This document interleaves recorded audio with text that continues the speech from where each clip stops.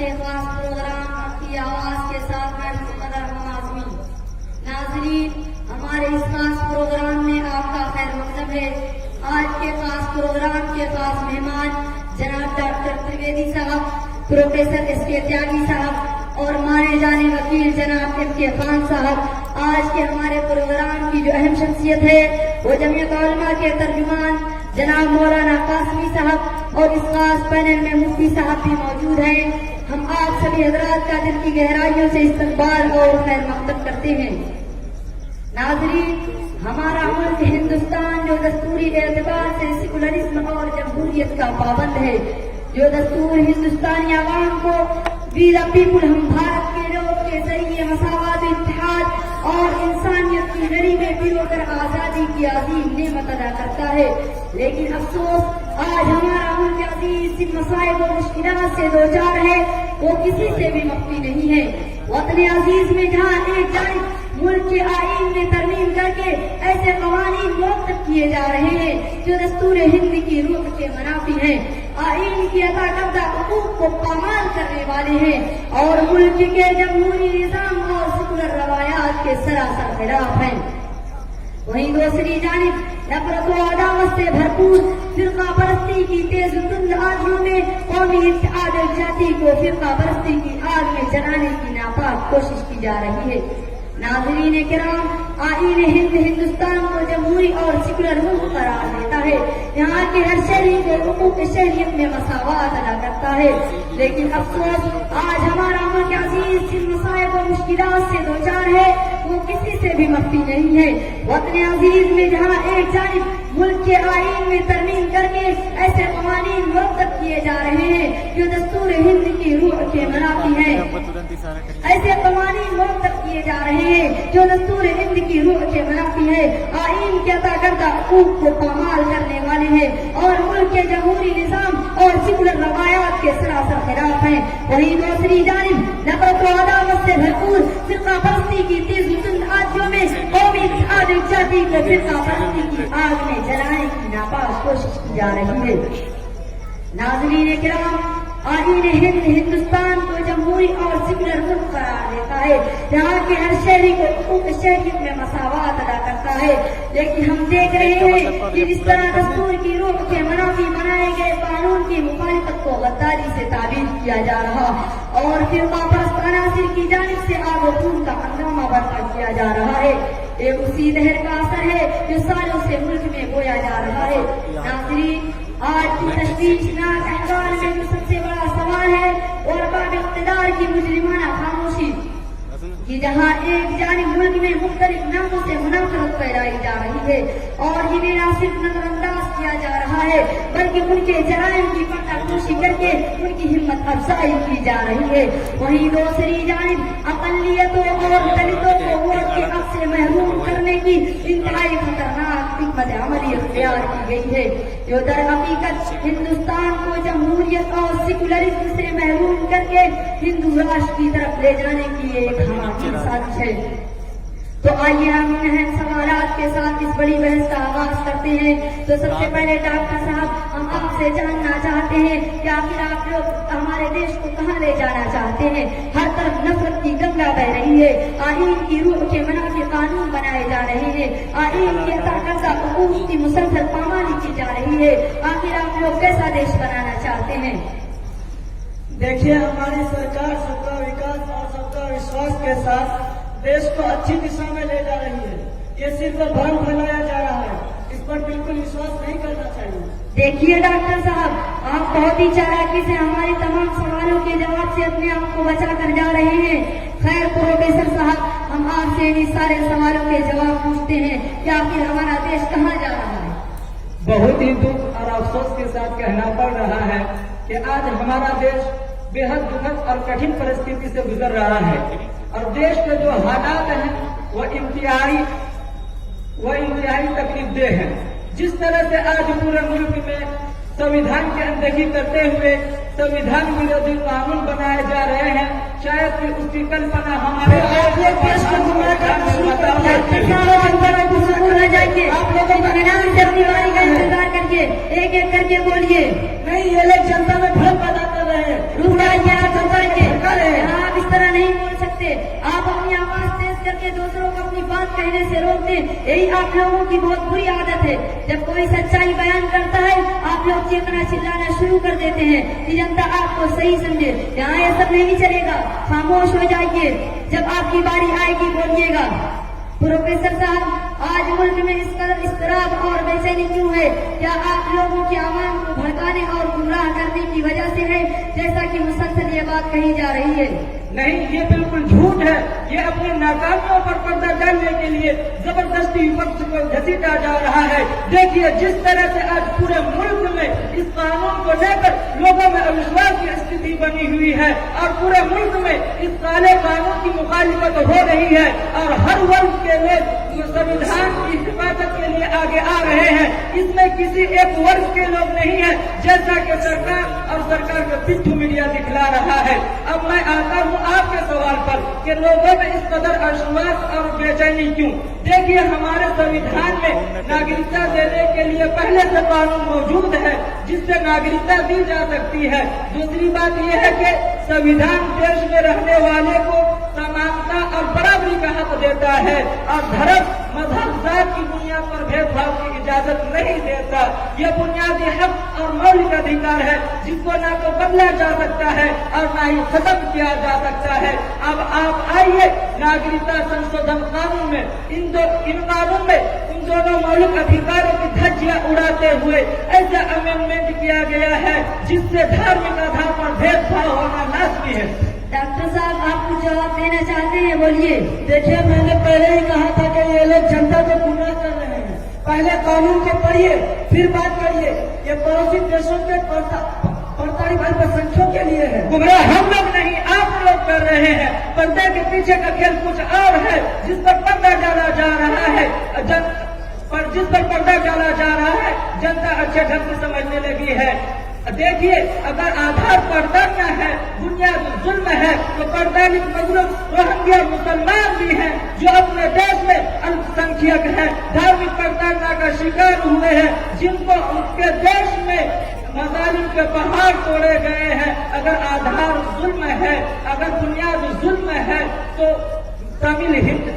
तो फिर मजलूम तमिल हिंदू भी है जिन्हें अपने देश में मजालिम का सामना करना पड़ा और भारत की धरती पर शरण लेनी पड़ी। अगर आधार और बुनियाद पड़ोस है तो हमारे देश के पड़ोसी नेपाल, श्रीलंका, म्यांमार भी है जिनसे हमारे देश की सरहद मिलती है। अगर आधार और बुनियाद यही है तो फिर रोहिंग्या और नेपाल को क्यों नहीं लिया गया और दूसरे देशों को क्यों नहीं लिया गया? इसी से पता चलता है कि पर्दे के पीछे का खेल कुछ और है जिस पर पर्दा डाला जा रहा है। यही वजह है कि आज पूरे देश में अविश्वास और बेचैनी है। बहुत अच्छी बात प्रोफेसर साहब। अब हम वकील साहब से पूछें कि उससे पहले मौलाना साहब हम आपसे एक सवाल का जवाब पूछते हैं। अरे ये लोग क्या जवाब देंगे? इनको सिर्फ अकौम एग्जीक्यूटिव कॉन्फ्रेंस के बारे में सवाल करिए, इससे आगे ये लोग कुछ भी नहीं कर सकते। आज आप वक्त पढ़ा तो कौमों के साथ बैठे हुए हैं। देखिए आप इस तरह यहाँ नहीं बोल सकते, बहुत बुरी बात है। आपको यहाँ इस तरह बिल्कुल नहीं बोलने दिया जाएगा। ऐसी बात जिससे मुखालिफ को ऑक्सीजन मिले इसकी बिल्कुल इजाजत नहीं है। जी मौलाना साहब, आप कुछ जवाब देना चाहते हैं? देखिए आज मुल्क में नफरत का सिक्का चल रहा है। मुल्क के अंदर नफरत की सियासत चल रही है। बरसर इक़्तिदार पार्टी से ताल्लुक रखने वाले लीडरान मुंतखब नुमाइंदे और गुजरा तक ऐसी जुबान इस्तेमाल कर रहे हैं कि मुल्क में नफरत का माहौल बढ़ता ही जा रहा है। मजहब के नाम पर लोगों के जहनों में मुनाफरत और मजहबी जुनून पैदा करने की साजिश हो रही है और जमीयत का नजरिया है कि प्यारे मोहब्बत के अलावा मुल्क में कोई रास्ता नहीं है। इसलिए हम हिंदू से भी कहते हैं और मुसलमान से भी कहते हैं, अगर मुल्क के वफादार हो तो हर एक को गले लगाओ, प्यार और मोहब्बत की बात करो, नहीं तो अक़लियत को आग लगा रहे हो तो अक्सरियत को भी आग लगेगी। प्रोफेसर साहब, आप लोग मौजूदा कानून की मुखालिफत कर रहे हैं और साथ साथ एनपीआर की भी मुखालिफत कर रहे हैं, जबकि हुकूमत बार बार कह रही है कि आप लोग लोगों को गुमराह कर रहे हैं। इसका एनआरसी से कोई ताल्लुक नहीं। देखिए गवर्नमेंट का कहना है कि इन दोनों कानून का आपस में कोई ताल्लुक नहीं। ये सरासर फरेब, खुला हुआ झूठ और धोखा।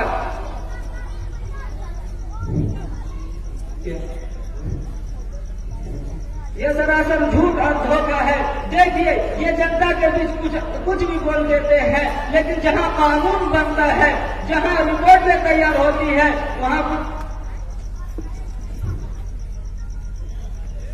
جہاں قانون بنتا ہے، جہاں رپورٹیں تیار ہوتی ہے، وہاں جہاں قانون بنتا ہے، جہاں رپورٹیں تیار ہوتی ہے، وہاں سچائی کچھ اور ہی ہوتی ہے. 2014 کے بعد سے پارلیمنٹ میں جب بھی اس کے وشے میں پوچھا گیا تو سمبندھت منتری کی جانب سے بار بار یہی جواب دیا گیا، NPR NRC کا پہلا قدم ہے.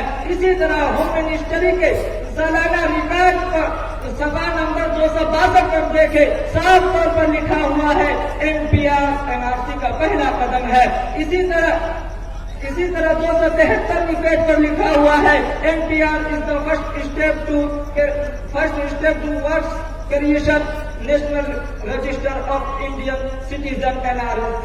اب بتائیے سچائی کچھ اور ہے، کہاں کچھ اور جا رہا ہے. اسی لیے میں کہہ رہا ہوں کہ پردے کے پیچھے کا کھیل کچھ اور ہے جس پر پردہ ڈالا جا رہا ہے. مفتی صاحب آپ لوگ بھی کچھ حرکت میں آئیں گے یا صرف اوراد غائب کی تنقید کرتے رہیں گے؟ دیکھیے دنیا میں کامیابی و کامرانی کے لیے اللہ کی مدد اور حمایت کے لیے زندگی کی پاکیزگی اور معاشرتی اصلاح ضروری ہے. اس کے بغیر نہ تو کوئی تحریک کامیاب ہو سکتی ہے اور نہ تو اللہ کی مدد ہمارے شامل حال ہو سکتی ہے. آج جہاں ہماری زندگیوں میں عنابت اللہ اور احتساب نفس ہونا چاہیے اور اس کی جانب توجہ دلائی جانا چاہیے، لیکن افسوس ایک طبقہ امت کو پرجوش نعروں اور جذباتی باتوں سے جہاں ایک جانب عنابت اللہ اور احتساب نفس سے دور کر رہا ہے، وہیں علماء کو ہدف ملامت و تنقید بناتے ہوئے علماء سے عوام کے رشتے کو کمزور کرنے کی مضمون کوشش کر رہا ہے. آپ تحریک آزادی کی 1100 سالہ تاریخ کو بھی حضرت شاہ عبد العزیز رحمۃ اللہ علیہ نے جہاد کا فتویٰ دیا تو تحریک کا باضابطہ آغاز 1818 عیسوی میں ہوا، جب حضرت سید احمد شہید رحمۃ اللہ علیہ کی قیادت میں درسمندان ملت کا قافلہ دہلی سے روانہ ہوا، جسے حضرت شاہ صاحب رحمۃ اللہ علیہ نے روانہ کیا. کس لیے؟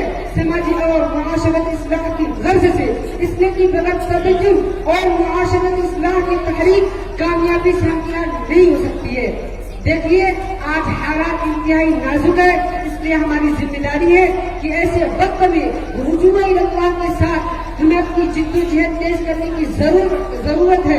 اللہ رب العزت نے ارشاد فرمایا ان الذین آمنوا ولم یلبسوا ایمانهم بظلم اولئک لهم الامن، کہ دنیا میں امن و امان کے لیے اپنی ایمان والی زندگی کو گناہوں سے پاکیزہ بنانا ضروری ہے. جی مولانا صاحب، اب ہمیں ان حالات میں کیا کرنا چاہیے؟ دیکھیے ہماری تاریخ رہی ہے کہ ملک و ملت کے مفاد میں جب بھی نقصان پہنچانے کی کوشش کی گئی تو جمعیت علماء نے آگے بڑھ کر حالات کا مقابلہ کیا اور اپنے عزم و اطاعت جد و جہد اور قربانیوں سے حالات کے رخ کو موڑ دیا. ملک عزیز کے موجودہ احوال جو کہ ملک کی سالمیت کے لیے بدترین وقت ہے اور یہ حالات ملک کے سیکولرزم اور جمہوریت پسند کے لیے محض فکر کیا ہے. اس لیے ہم حالات کے مقابلہ کرنے کے لیے پورے طور پر کمر بستہ ہے اور پوری طاقت کے ساتھ حالات کا مقابلہ کر رہے ہیں. انشاءاللہ مقابلہ کرتے رہیں گے اور ہم اپنے قوم کو ان ناگفتہ حالات میں عزت و آبرو کے ساتھ جینے اور نفرت کی سیاست کا مقابلہ کرنے کا حوصلہ دے رہے ہیں. دیکھیے ملک کا سیکولر دستور بنوانے میں جمعیت علماء کا بنیادی کردار رہا ہے. ہمارے بزرگوں کے عظیم بے مثال قربانی کے بعد یہ دستور مرتب ہوا، لیکن موجودہ حکومت نے اس دستور کو نفرت کی آگ میں جلا کر اس کی جمہوری بنیادوں کو ختم کر کے ایسے قانون مرتب کر رہی ہے جو اس کی جمہوریت، سیکولرزم اور بنیادی حقوق کو پامال کرنے والے ہیں. اس لیے جمعیت علماء نے پورے قوت کے ساتھ جمہوریت کے بقا اور تحفظ کے لیے کھڑی ہے. دیکھیے موجودہ حکومت چاہتی ہے کہ اس مسئلہ کو مسلمان اور ہندو بنا کر پیش کرے، جبکہ مسئلہ ہندو مسلمان کا نہیں بلکہ اس ملک کے وحدت و قائم کا. آج ملک کی جمہوریت اور آئین کے بقا اور تحفظ کے لیے بلا تفریق مذہب و ملت ہندو مسلم سکھ عیسائی تمام مذہب والے کھڑے ہیں اور پرامن طریقے سے اپنی بات ارباب حکومت تک پہنچا رہے ہیں. देखिए आज हालात बहुत तशवीशनाक है, आज साजिशों का जाल बिछा हुआ है, लिहाजा वक्त की संगीनी को देखते हुए शुरू हिकमत के साथ तहफ़्फ़ुज़ जमहूरियत के लिए बिरादरान वतन को साथ लेकर पुरजोर तरीके से पूरी कुव्वत के साथ जहाँ अपनी आवाज को बुलंद करने की जरूरत है, वही हम अपने तमाम कागजात की इस्लाह और दुरुस्तगी की जानिब भी मुतवज्जे हो कि हमारे कागजात में जो भी खामियां है उनको दुरुस्त कराकर तमाम कागजात में यकसानियत पैदा करे ताकि मुस्तकबिल में किसी का दुश्वारी का सामना न करना पड़े। नाज़रीन किराम, इन अहवाल में हमें इंतहाई हिकमत अमली और दानिशमंदी के साथ जहाँ आलात का मुकाबला करने की जरूरत है ताकि मुल्क के आईन और उसकी रूह को बचाया जा सके और मुल्क की वहदत और सालिमियत कायम रहे, वहीं हमें अपने तमाम कागजात की इस्लाह और उसकी दुरुस्ती की जानिब में मुतवज्जा होने की जरूरत है। आप सभी हज़रात का बहुत बहुत शुक्रिया।